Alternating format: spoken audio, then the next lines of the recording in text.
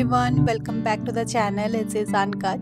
Good morning. আশা করব তোমরা প্রত্যেকে খুব ভালো আছো। আর আজকের দিনটা আমাদের খুব সুন্দরভাবেই শুরু হলো। তো আমরা এসেছি আমাদের বাড়ির কাছাকাছি কালী মন্দিরে পুজো দিতে। তো ভাবলাম তোমাদের সাথেও শেয়ার করি আর তোমাদেরকেও মায়ের দর্শন করাই। মাঝে মধ্যে জানো তো আমরা এই কালী মন্দিরে এসে পুজো দিই আর খুব ভালো লাগে, মানে একদম সুন্দর নিরিবিলি জায়গায়, শান্ত পরিবেশ। আর যখনই আসি না কেন আমি মায়ের জন্য মালা আনি, বাট এখানে জানো তো জবার মালা কোথাও পাওয়া যায় না। তাই নিশ্চয়ই দেখতে পারছো মায়ের গলায় যে মালাগুলো আছে সবই কিন্তু রজনীগন্ধা আর গাঁদা ফুলেরই মালা। তো যাই হোক, পুজো টুজো দিয়ে আমরা বাড়ি ফিরে এসেছি আর তারপরে অনেকটা সময় কেটেও গেছি, কারণ বাড়ি ফিরে বুঝতেই পারছো তোজোকে খাওয়ানো আর তোজোর ঘুমও পেয়ে গেছিলো, ওকে ঘুম পাড়িয়ে দিয়েছি। পুনেতে এবছর যা গরম পড়েছে না, সত্যি মানে আমরাই প্রথম বছর এক্সপিরিয়েন্স করছি। লাস্ট 3-3.5 বছর হয়ে গেল আমরা পুনেতে আছি, বাট এইরকম গরম কখনো আমরা ফেস করিনি। তো তোমরা যেখান থেকে এই ব্লগটা দেখছো তোমাদের ওখানে গরমের কি খবর আমাকে অবশ্যই কমেন্টে জানিও। আর কেন বলো তো গরমের কথাটা এখন বলছি, কারণ রান্নাঘরে আসলে না আরও বেশি করে যেন ব্যাপারটা ফিল হয় যে হ্যাঁ বাবা সাংঘাতিক গরম, তাড়াতাড়ি করে অল্প করে কিছু রান্না করেই বেরিয়ে পড়তে হবে। তো যাই হোক, আজকে কি বানাবো করতে করতে মনে হলো যে চিকেন কিমা দিয়ে কিছু একটু কষা টাইপের বানানো যাক। এটা কিন্তু কোনো রেসিপি নয়। কি বলো তো, আমি না একটু বেশি করেই চিকেন কিনে রাখি, মানে বোনলেস পিস বলো বা এমনি নর্মাল চিকেন। তো কি হয়, কি বানাবো এখানে তো খুব ভালো সবজি পাওয়া যায় না, ওই একঘেয়ে সবজি খেতেও ভালো লাগে না। আর আমি ইদানিংকালে কি হয়েছে, মাছটাও খুব একটা খেতে পাচ্ছি না, আমার না ভীষণ গন্ধ লাগছে। এটা আস্তে আস্তে নিজেকেই কাটিয়ে উঠতে হবে, বাট এখন যেহেতু আমি মাছটা খেতে পাচ্ছি না তাই জন্য আমাদের বাড়িতে এখন চিকেনটা বেশি খাওয়া হয়ে যায়। তো চিকেনের পিসটা আমি কিমা করে রেখেছিলাম, ভেবেছিলাম মোমো বানাবো, বাট সেটা তো আর বানানো হয়নি এই গরমের জন্যই, মানে গরমের দোহাই দিয়েই সব কিছু হয়ে যাচ্ছে বুঝলে। তো ভাবলাম যে ওই কিমা পিসগুলো দিয়েই কিছু একটু বানিয়ে নেওয়া যাক আজকে।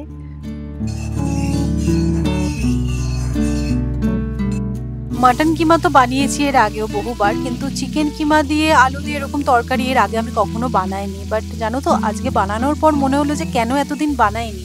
খুব ভালো, কিন্তু মানে রুটি দিয়ে খেতে তো দারুণ ভালো লেগেছে আমাদের। তো যাই হোক, আলুটাকে ফ্রাই করে আগে তুলে রাখছি। আর আলুটাও না আমি একদম ছোট ছোট করে কেটে নিয়েছি, কারণ চিকেন কিমা সেদ্ধ হতে তো আর বেশি সময় লাগবে না। তাই আলুটা একদম ছোট ছোট করে কেটে নিয়েছি যাতে সেদ্ধ হতে খুব বেশি সময় না লাগে। আর যখনই আমি রান্না করি না কেন 1 লিটার জল আমি সাইডে রেখে দিই, রান্না করতে করতেই 1 লিটার জল আমি ফিনিশ করে ফেলি। তো আলুটাকে ভেজে তুলে রাখলাম। আর দেখো চপারে আমি পেঁয়াজ আদা রসুন একসাথে চপ করে নিয়েছি, এটা ফ্রাই করে নেব প্রথমে।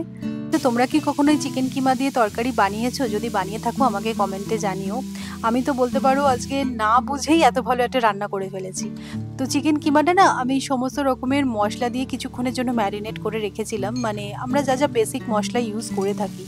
তো এর মধ্যে একই সাথে আমি নুনটাও কিন্তু অ্যাড করে দিয়েছিলাম। আর চিকেনটা কী কী দিয়ে ম্যারিনেট করেছি একবার তোমাদের তাও বলে দিচ্ছি: হলুদ গুঁড়ো, লঙ্কা গুঁড়ো, জিরে গুঁড়ো, ধনে গুঁড়ো আর কাশ্মীরি রেড চিলি পাউডার। পেঁয়াজটা ভালো করে ভাজা হয়ে যাওয়ার পর আমি এর মধ্যে ম্যারিনেট করে রাখা কিমাটাও অ্যাড করে দিলাম। এবার ভালো করে নাড়াচাড়া করে দেবো। চিকেন কিমাটার মেনলি হচ্ছে নাড়াচাড়া করলেই কিন্তু সিদ্ধ হয়ে যাবে, যেহেতু আমি নুন দিয়ে বেশ কিছুক্ষণের জন্য ম্যারিনেটও করে রেখেছিলাম। তাই একটু নাড়াচাড়া করার পর আমি ভাবলাম যে গ্রেভি তো একটু কিছু লাগবে, তো এর মধ্যে টমেটো দিতে ইচ্ছা করলো না। সো আমার মনে হলো যে একটুখানি দই অ্যাড করা যাক, তাহলে একটা থিক গ্রেভিও হবে। তো অল্প করে আমি কিন্তু টক দইও অ্যাড করেছিলাম। তারপরে আর কি ভালো করে কষিয়ে নিয়েছিলাম। কষানোর পর এর মধ্যে আলুগুলো অ্যাড করে একটু জল দিয়ে কিছুক্ষণের জন্য সেদ্ধ হতে দিয়েছিলাম। আর লাস্টে নামানোর আগে গরম মশলা অ্যাড করেছিলাম। সত্যি বলছি খেতে এত ভালো হয়েছিল না, তোমরা অবশ্যই একবার ট্রাই করে দেখো। আমার তো মনে হয় যে তোমরা অনেকেই হয়তো এরকমভাবে চিকেন কিমা দিয়ে তরকারি বানিয়েছো, আর যদি আমার মতন হও যে এখনো অবধি বানাওনি, তারা অবশ্যই একবার ট্রাই করে দেখো। রুটি দিয়ে খেতে তো জাস্ট ফাটাফাটি লেগেছে।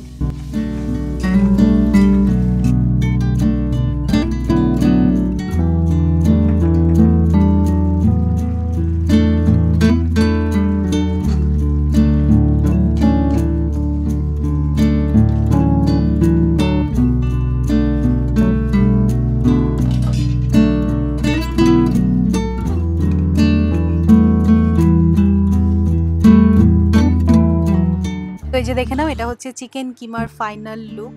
খেতে তো অসাধারণ হয়েছিলই, বারবার তোমাদের বলছি। তবে হ্যাঁ, আজকে শুধু কিন্তু শো স্টপার এই চিকেন কিমা নয়, আজকের থালিটা ছিল অসাধারণ। মানে খেয়ে এক একদিন হয় না যে খুব তৃপ্তি হয়, আজকের দিনটা সেরকমই ছিল। তো এখানে মাইক্রোওভেনে আমি আলু সিদ্ধ করে নিয়েছিলাম। তো আলু সিদ্ধটা নর্মাল এমনি কাঁচা লঙ্কা, সর্ষের তেল আর নুন দিয়ে মেখেছিলাম। ডালটা দেখছো যে সেটা কিন্তু লেফট ওভার, কালকের ডাল ছিল। আর এখানে আছে পেঁয়াজ দিয়ে কলমি শাক ভাজা, আলু সিদ্ধ, মুগের ডাল, আর ছিল চিকেন কিমা তরকারি। তবে এখানেই শেষ নয়, আজকে শো স্টপার হচ্ছে এই গন্ধরাজ লেবু। গরমকালে গন্ধরাজ লেবু, তার সাথে মুগের ডাল, আর কিছু না হলেও চলে, তাই না? তো যাই হোক, খাওয়া দাওয়া সেরে এখন হয়ে গেছে প্রায় 6:30। তো বাজারের ব্যাগ নিয়ে এখন যাচ্ছি বাজার করতে।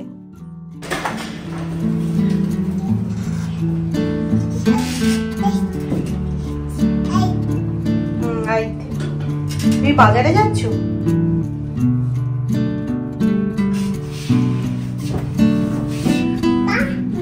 এই তো জো, তুমি বাজারে যাচ্ছ? সব কিন্তু দেখে দেখে কিনবে, হ্যাঁ? সারা সপ্তাহ কি খেতে চাইছো সেই দেখে সবজি সব নেবে, ঠিক আছে?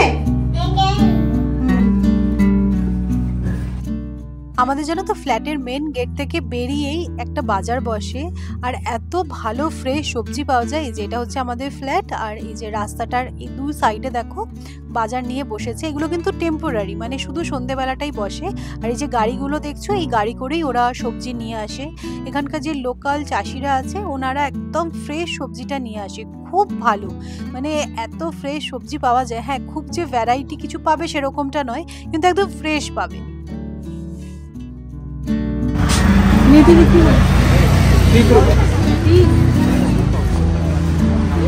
20 টাকা ছিল আগের সপ্তাহে।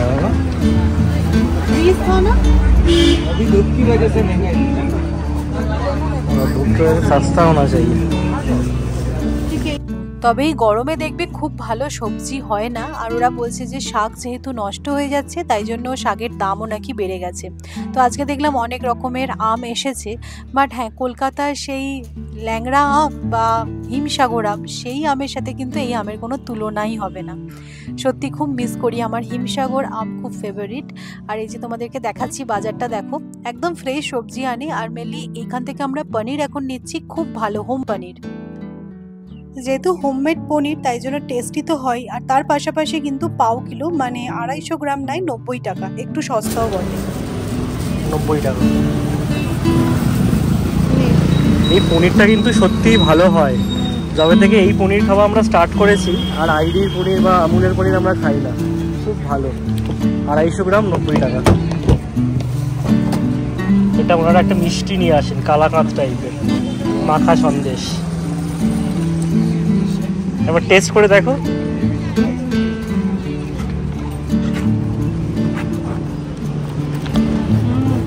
ভালো না? হোমমেড है।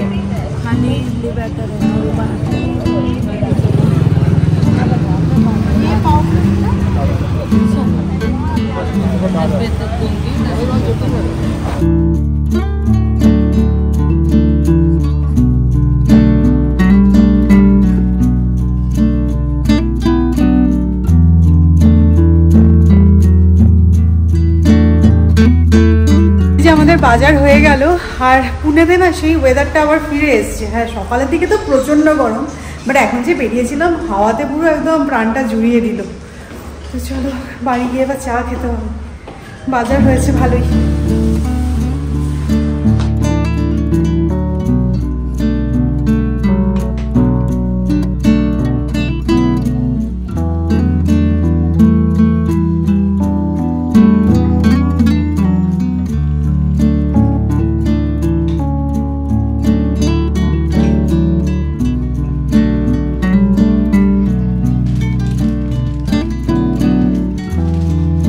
বল কি বলছিস? চুপ করে গেলি কেন? ক্যামেরা অন হতে। এটা কি, তুই চুল কাটবি? হ্যাঁ, স্প্রে বটল নিয়ে ঘুরছিস। তোমার গালটা কোথায় গো? গাল নতুন শিখেছো, গালটা কোথায়? ও কারেক্ট।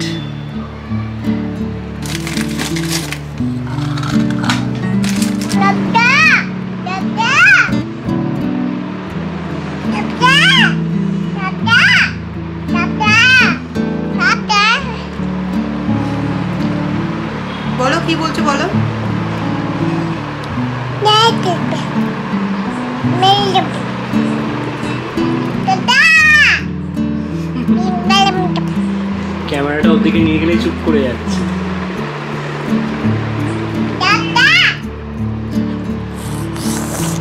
এটা কি দুষ্টুমি হচ্ছে?